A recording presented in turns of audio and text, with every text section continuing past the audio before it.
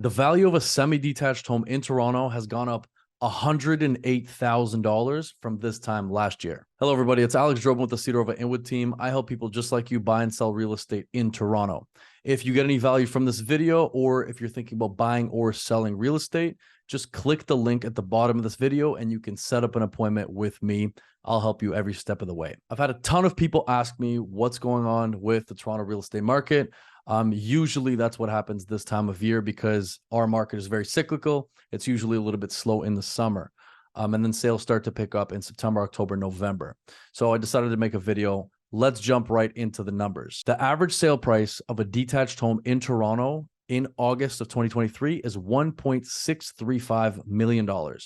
Now, this hasn't really changed from August of 2022. There's a minus 0.8% difference. My whole theory on detached properties has been very similar within the last few years. Detached properties don't really go down in value that much unless the whole market is tanking, just because people are looking for more land, right? I think the condo market's not going to do very well. I'll get into that later, but you're looking at one-bedroom condos, two-bedroom condos that are coming down in price. From a detached standpoint, you're never going to lose that much money in the long term. Now, let's talk about the semi-detached market. This is the wildest stat of this entire market report, because the semi-detached market, an average price of a semi-detached home in Toronto is $1.235 million, which is actually up 9.4%, roughly $108,000 year over year from August of 2022. Now, let me explain why I think that's going on. When these rates started to go up, basically a lot of people's buying power started coming down pretty drastically. So everyone who was in the mid ones, who was trying to look for places in and around that $1.4, $1.5 million mark, their buying power went down pretty drastically at this point. So they had to come down a couple of price categories. So ended up coming down to the 1.1, the $1.2 million mark, maybe even the 1.3, which is stretching it. So the biggest competition and the highest competition right now is between that $900,000 mark and that $1.2 million mark in Toronto. So that's exactly what we're seeing here. Like last year, the average price was about $100,000 lower, 9.4% increase year over year. And that's reflected in the townhouse market as well, because the average price of a townhouse in August of 2023 is now at $971,000, which is up 6.2% from August of 2022. So it's exactly like I'm saying. That price point from 900 to 1.2 million is extremely competitive. I'm still seeing multiple offers on places that are priced in and around that range.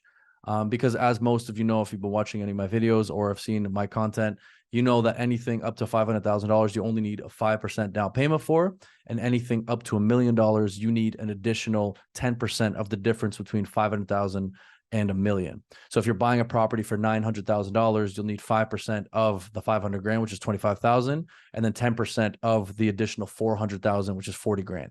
So your down payment $65,000, as opposed to you going over that $1 million mark and the down payment turns into 20%, which is $200,000. So it's much easier to get into a property that's under that $1 million mark. But yeah, the townhouses are seeing the same thing. 6.2% increase. Average price is $971. And it's because people are forced down into that price point because of these rate hikes. It seems like that's happening across the board. And in my opinion, that's what's happening with the rental market and the condo market, because a lot of those people, the first time home buyers, aren't qualifying for the same thing they qualified for 8 months ago. So when they were looking for one-bedroom condos, now they can't even get a one-bedroom condo, so they're forced to rent. That's why the rental rates have gone through the roof over the last little while. And I'll have an opinion on that shortly. But yeah, townhouses are up, semi-detached houses are up, detached houses are the exact same pretty much. And then let's talk about the condo market and my predictions on it. So an average price of a condo in Toronto is $724,000, which is down just 1.8% year over year. So the average price is down 1.8%, but that's not the biggest thing I'm seeing. The biggest thing I'm seeing is current active listings of condos in the downtown core and in the West End, some in the East End as well. But it's a ridiculous number of condos that are available right now. If you want a deal on a condo, I think it's good to wait maybe a few months, 2 to 3 months, to see what happens. Because looking at this condo market, I watch this stuff every single day. I'm on MLS 24/7, seeing what's going on with the market, really studying it. And over the last week or so, almost every single day, there have been 50 plus new condo listings in CW1 and CW2. Okay, so just quickly, CO1 and CO2, here are the neighborhoods.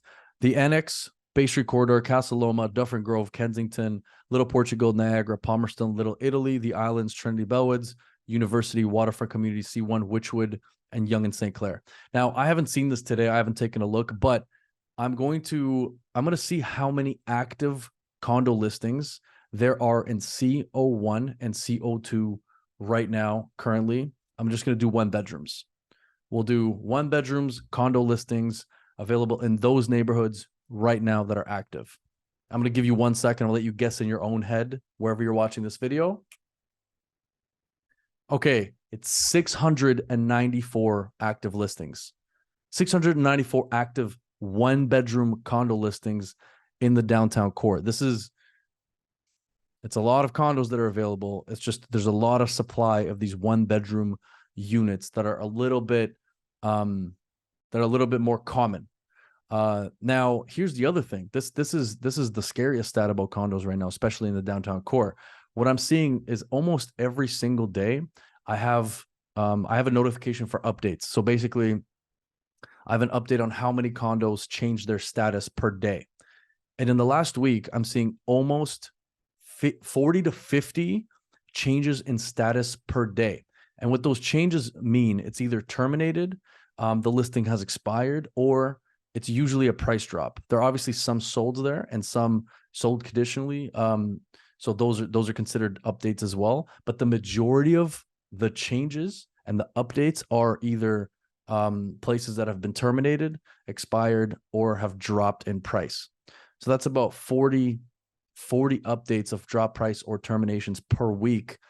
And then obviously some of them are going into the additional new condos because people are relisting them, granted.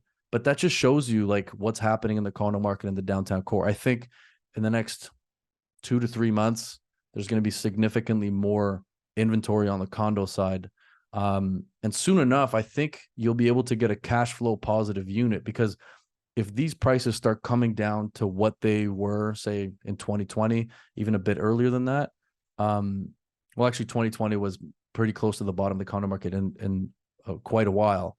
But if you can get something, say, in the low 500s, and then with the rental rates being what they are, if you can rent it out for 2,700, depending on how much money you put down, you're literally looking at a cash flow positive unit. Obviously, with your maintenance fees, it'll come very close. But this is the first time in a long time where I can say that condos might be cash flow positive within the next, I would say, 2 to 3 months. So if you're looking for a condo, give me a shout. Let's have the conversation, and maybe we can, talk about how we can help you buy something. So that's the condo side right now. What else did I want to touch on here? So sales, there have been negative 5.2% in sales. So last year there were 5,584 sales. This year it's 5,294. So a little down in sales. And then this is another thing, the active new listings. And I think the condos make up such a huge portion of this, because new listings have gone up 16.2% year over year in August. So last year there were 10,578 new listings in August. And currently there are 12,296 new listings. So it's literally up 16.2% year over year, which is crazy. And same thing with active listings. It's very similar, but it's up 16.5%. So active listings are up significantly. A lot of it is in the condo market. And yeah, average price hasn't really changed. The average price of a home is about $1.08 million. What else? Average days on market. This is good. The days on market have gone down slightly, but this is on the properties that actually do sell, right? So the average days on market in 2022, it was 34. Average days on market, it's 28 now. So it's down 17%. But I think, again, that will change with the condo asset class bringing up that average days on market price. And nobody can tell you when any market's going to bottom out, the condo market, whatever. Nobody can tell you that. I just read an article that a lot of people are leaving the city of Toronto from between the ages of 25 and 35. I'll pull it up, but basically a lot of people are leaving the city. The people that could afford those condos that can't anymore are leaving. We have a lot of immigration coming in, but a lot of those people are, coming with their families. So they're looking for bigger places, detached homes, homes that have 2 to 3 bedrooms in them as opposed to 1 bedroom or 1+ den condo units. What else do I have for you guys? We have a ton of listings coming in the West End. So Bloor West, High Park, Roncy, Swansea, the Junction, Babby Point. We have some stuff coming in Queen West and King West. Once again, if you're looking for anything, or if you're starting your search, or if you're thinking about selling, give me a call, or click the link underneath this video, like I said before, and you can set up an appointment with me and my team, and we'll help you figure out your next step if you're trying to make a move. If you have any questions or want to correct me on anything, just put it down in the comments. If you want to send me an email, send me a message, all my contact information is there as well. And thank you so much for watching.